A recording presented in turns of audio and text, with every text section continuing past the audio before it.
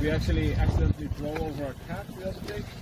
Yeah, and we went to that farm to let them know it's a little bit further down the road, just before the big hotel.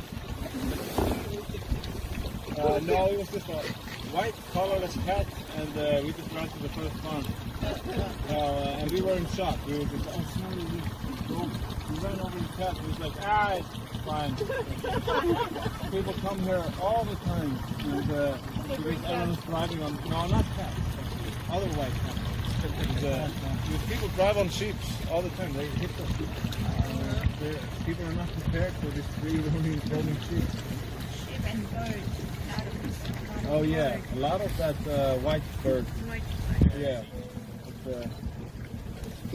it actually it pukes on you if you go too close to it.